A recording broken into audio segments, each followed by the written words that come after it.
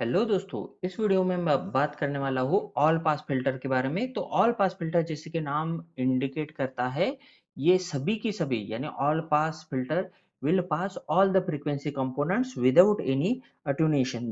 So the frequency response, इसका जो frequency response है, फ्रीक्वेंसी वर्सेस गेन का प्लॉट कुछ इस तरह से आएगा, जो कि ऑल फ्रीक्वेंसी यहाँ पर पास कर रहा है और विदाउट एनी अटेन्यूएशन, क्योंकि यहाँ पर कोई भी जो हमारा गेन है उसमें कोई भी चेंज नहीं है, या फिर ये फर्दर डिक्रीज नहीं हो रहा है, या फिर कोई भी चेंज नहीं है यहाँ पर। तो दैट्स वाई ये हो गया ऑल पास फिल्टर। तो ये ऑल पास फिल्टर अगर सभी फ्रीक्वेंसी कंपोनेंट्स को पास कर रहा है तो हम क्यों इस्तेमाल करते हैं? तो हम इसे इस्तेमाल करते हैं फेज शिफ्ट के लिए, क्योंकि ये एक प्रेडिक्टेबल फेज शिफ्ट इंट्रोड्यूस कर देता है।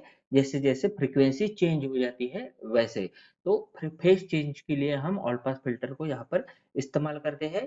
जो ऑल पास फिल्टर रहता है, इसको डिले इक्विलाइजर या फिर फेज करेक्टर भी कहा जाता है। अब ये जो ऑल पास फिल्टर है, इसका सर्किट देख लेते हैं। तो इसमें देखिए, ये जो है ये इन्वर्टिंग एम्पलीफायर जैसा दिख रहा है।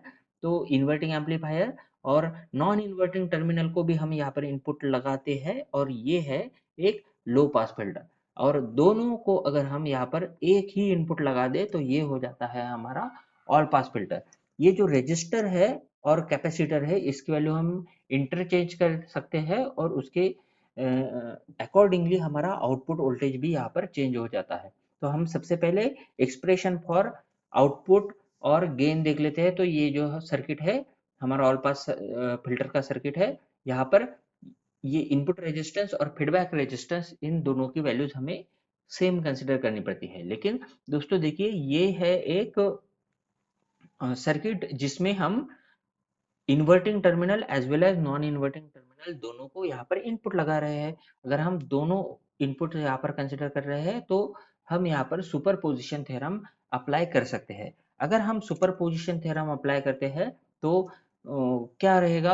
तो हमें कंसिडर करना पड़ेगा सिर्फ एक सोर्स एट अ टाइम, और दूसरा सोर्स उस वक्त हमें करना पड़ता है निग्लेक्ट। तो सबसे पहले कंसिडर करते हैं कि इन्वर्टिंग टर्मिनल को यहाँ पर सोर्स लगा हुआ है, और नॉन इन्वर्टिंग टर्मिनल, ये है हमारा इन्वर्टिंग टर्मिनल, इसको सोर्स लगा हुआ है। और नॉन इन्वर्टिंग टर्मिनल अगर हमने यहाँ पर ग्राउंड कर दिया है तो डेफिनेटली यहाँ पर ग्राउंड आ जाएगा, और हमारा सर्किट कुछ इस तरह से दिखाई देगा।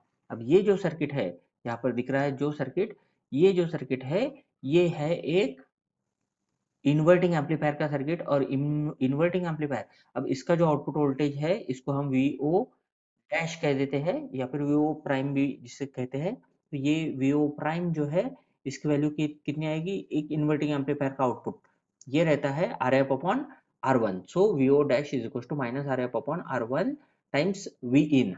अब यहाँ पर आर वन और आर एफ दोनों की वैल्यू सेम है, दैट्स वाई हमें मिलेगा VO dash is equal to minus V in. तो ये हो गया वीओ डैश के लिए। स्टेप वन हमने यहाँ पर सॉल्व की है, considering input at the inverting terminal only. अब स्टेप टू हम सॉल्व करेंगे, जिसमें हम कंसिडर करेंगे input at the non inverting terminal only. तो ये वोल्टेज, ये है हमारा सर्किट। इसमें अगर हम सिर्फ नॉन इन्वर्टिंग टर्मिनल यानी यहाँ पर इनपुट कंसिडर करते हैं और इन्वर्टिंग टर्मिनल को ग्राउंड करते हैं, तो हमें कुछ सर्किट इस तरह से मिलेगा। इसका जो आउटपुट वोल्टेज है उसको वीओ डबल डैश कहेंगे। अब देखिए, ये हो गया एक नॉन इन्वर्टिंग एम्पलीफायर, तो यहाँ का जो इनपुट है इसको हम वी ए कहेंगे। अब ये जो है नॉन इन्वर्टिंग एम्पलीफायर, इसका आउटपुट वोल्टेज जैसे कि फॉर्मूला बताता है कि इसका आउटपुट वोल्टेज रहता है वीओ डबल डैश, यहाँ पर वीओ डबल डैश है, is equal to one plus R F upon R one times V A. R F और आर वन दोनों की वैल्यू सेम है, लेट इट बी आर। तो ये हो जाएगा टू। अब वी ए जो है, वी ए की वैल्यू जो है, ये है वोल्टेज अक्रॉस कैपेसिटर। अब यहाँ पर हमें लगाना पड़ेगा potential divider rule. Potential divider rule के हिसाब से इसके अक्रॉस का रेजिस्टेंस डिवाइडेड बाय दोनों के रेजिस्टेंस की एडिशन। तो ये इसका जो रेजिस्टेंस है ये है minus J X C, and therefore यहाँ पर हमें मिलेगा ये one plus R upon R, या फिर one plus one times minus J X C divided by R minus J X C times V in.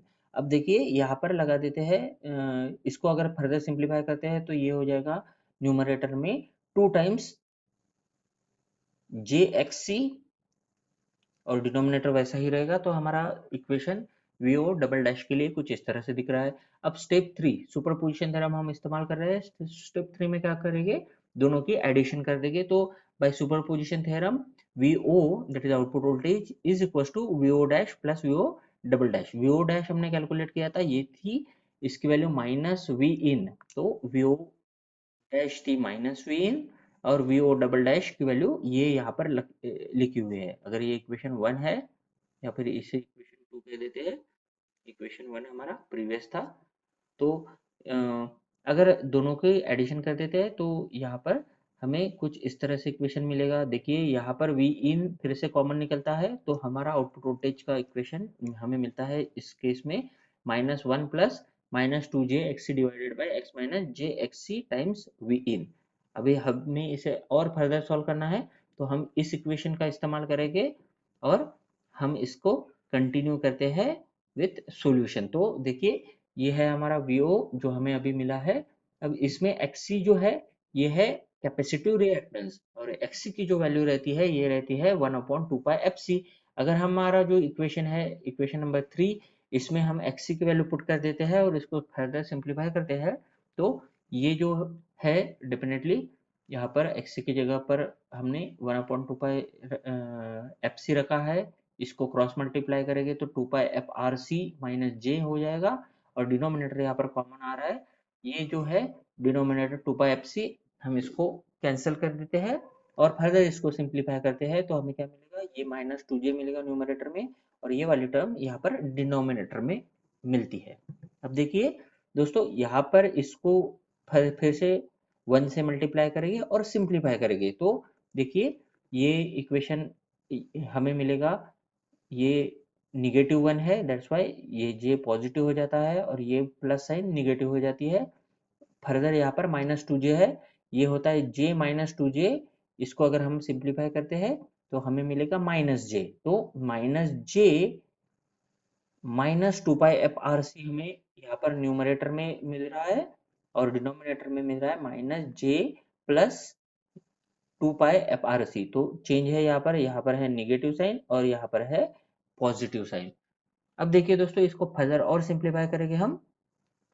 अब क्या करेंगे, ये जो निगेटिव जे है, अब डिनोमिनेटर और न्यूमरेटर दोनों को माइनस जे से हम यहाँ पर डिवाइड कर देंगे। So divide numerator and denominator by minus J, तो ये 1 हो जाएगा, और यहाँ पे जो टर्म है इसको जे से डिवाइड हो जाएगा। अब हमें पता है कि माइनस 1/-जे यानी जे होता है, यानी एक्चुअली इमेजिनरी नंबर है, तो 1/-i is equal to I, और we can say that 1/i is equal to -i। जो भी आपको फॉर्मूला लगता है उस हिसाब से आप उसको इस्तेमाल कर सकते हैं। अब देखिए यहाँ पर इसको सिंप्लीफाई करेंगे तो फर्दर ये j इसके साथ रिप्लेस कर देंगे, एंड दैट्स वाई हमारी जो न्यूमर आउटपुट वोल्टेज इक्वेशन है वो हमें मिल जाता है vo is equal to 1 minus J 2 pi F R C divided by 1 plus J 2 pi F R C times V in. अब ये होगा आउटपुट वोल्टेज का इक्वेशन। हमें पता है कि output voltage divided by input voltage होता है गेन, और गेन का इक्वेशन देयरफॉर हमें मिल जाएगा, यहाँ पर इसको लेफ्ट हैंड साइड पे भेज देंगे, तो V O upon V in is equal to 1 minus J 2 pi F R C divided by 1 plus J 2 pi F R C. अब देखिए दोस्तों हमें इसको और सिंप्लीफाई करना है। अब हम इसे कन्वर्ट करेंगे पोलर फॉर्म में, so as to get the output voltage modulus, modulus of output voltage यानी आउटपुट वोल्टेज या फिर गेन। तो गेन यहाँ पर सॉल्व कर देते हैं।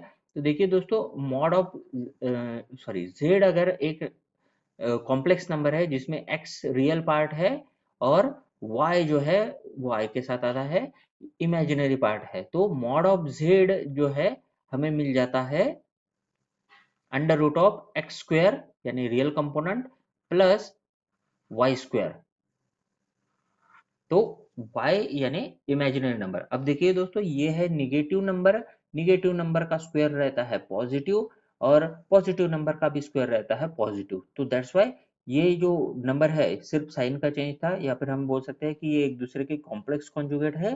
कॉम्प्लेक्स कॉन्जुगेट का जो मॉड्यूलस है वो 1 आता है। या फिर ये अगर आप सॉल्व करके देखते हैं, यहाँ पर x जो है x है 1 दोनों केसेस में, न्यूमरेटर और डिनोमिनेटर के, और y जो है यहाँ पर आएगा -2π FRC, और यहाँ पर आएगा वो +2π FRC। वैल्यूज पुट करते हैं, न्यूमरेटर डिनोमिनेटर सेम आ जाएंगे, और वी ओ अपॉन वी इन जो है मॉड्यूलस में आ जाता है इक्वल्स टू 1।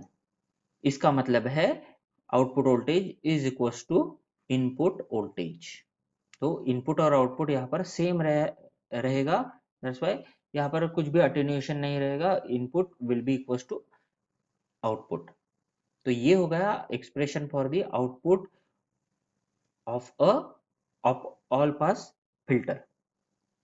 अब हम फर्दर सॉल्व करेंगे expression for the phase angle. Phase angle यानी फाई, फाई का जो फॉर्मूला रहता है वो रहता है tan inverse y upon x। तो हमारा ये है इक्वेशन जो हमें आउटपुट गेन के लिए मिला था।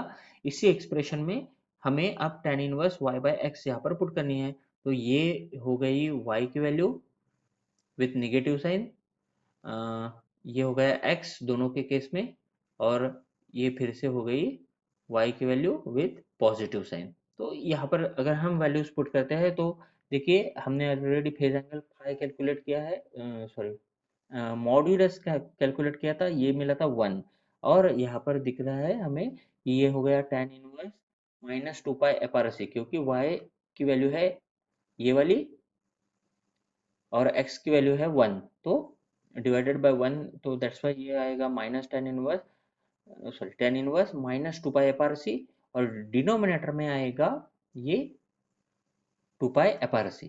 तो tan इनवर्स 2π FRC यहाँ पर दिख रहा है। अब देखिए इसको फर्दर सॉल्व करना है तो क्या करना पड़ेगा, ये हो जाएगा 1 एंगल। अब इसको सॉल्व करेंगे तो ये होगा tan इनवर्स -2π FRC, और ये जो है डिनोमिनेटर, ये अगर न्यूमरेटर में जाता है तो इसकी साइन चेंज हो जाती है। तो ये था पॉजिटिव, ये अगर न्यूमरेटर में जाता है पोलर फॉर्म के केस में तो इसकी साइन हो जाएगी निगेटिव। तो दैट्स वाई ये हो जाएगा -tan इनवर्स 2π FRC। अब दोस्तों इसको और सिंप्लीफाई करना है तो ये हो जाएगा 1 एंगल। अब देखिए tan इनवर्स माइनस थीटा होता है, tan inverse of minus theta जो रहेगा वो रहता है tan इनवर्स थीटा। तो इसी हिसाब से ये देखिए tan इनवर्स ये वैल्यू है, तो ये हो जाएगी, ये माइनस थीटा है तो ये हो जाएगा -tan इनवर्स थीटा। तो थीटा की जगह पर यहाँ पर है 2π FRC, और फिर से यहाँ पर -tan इनवर्स 2π FRC दिख रहा है। अब फर्दर इसको अगर हम सिंप्लीफाई करते हैं तो 1 एंगल, ये दोनों निगेटिव साइन के साथ आ जाएंगे, दोनों सेम वैल्यूज है, तो दैट्स वाई ये -2 टाइम्स tan इनवर्स 2π FRC। अब देखिए दोस्तों यहाँ पर 2π RC ये कांस्टेंट है, तो ये जो फ्रीक्वेंसी है इस पे हमारा फेज एंगल यहाँ पर चेंज होता है, और दैट्स वाई यहाँ पर फेज डायग्राम जो है in case of this is input output voltage waveform, तो आउटपुट वोल्टेज यहाँ पर लैग करेगा। देखिए ये नेगेटिव साइन है, ये लैग करता है विद एंगल फाई, और ये जो फाई है ये डिपेंड करता है फ्रीक्वेंसी पे। तो यहाँ पर इस तरह से हमें आउटपुट वेवफॉर्म मिलती है। अगर हम सर्किट में रजिस्टर और कैपेसिटर इंटरचेंज कर देंगे तो हमें यहाँ पर लीड एंगल मिलेगा फ्रॉम आवर प्रीवियस सर्किट। तो ये हो गया expression for the phase angle. अब एप्लीकेशन देख लेते हैं। तो जैसे हमने बोला है कि इसे फेज करेक्शन के लिए इस्तेमाल करते हैं, तो सबसे पहले फेज करेक्शन की जरूरत पड़ती है हमें ट्रांसमिशन लाइन में। तो ट्रांसमिशन लाइन में क्या होता है, वो अगर हम सिग्नल पास करते हैं तो यहाँ पर कुछ फेज चेंज होता है, हमें फेज चेंज नहीं चाहिए। तो फेज करेक्शन करने के लिए हमें क्या करना पड़ेगा, यहाँ पर ऑल पास फिल्टर इस्तेमाल करना पड़ेगा। अब ट्रांसमिशन लाइन जो है ऐसी कौन सी ट्रांसमिशन लाइन है जहाँ पर सिग्नल पास करते हैं, तो एग्जाम्पल है टेलीफोन तो टेलीफोन नेटवर्क में हम ऑल पास फिल्टर इस्तेमाल करते हैं। इसके अलावा अगर हम कहीं पे फेज मॉड्यूलेशन का इस्तेमाल करते हैं, फेज मॉड्यूलेशन का इस्तेमाल करते हैं हम टीवी में, क्योंकि फेज मॉड्यूलेशन में यहाँ पर फेज जो है ये इंफॉर्मेशन कैरी करता है। तो इंफॉर्मेशन अगर ये कैरी कर रहा है तो डेफिनेटली यहाँ पर फेज इंपॉर्टेंट है। तो फेज मॉड्यूलेशन में हम फिर से ऑल पास फिल्टर को इस्तेमाल करते हैं फॉर कॉम्पेंसेशन। तो इस तरह से these are the applications of all pass filter. Thank you.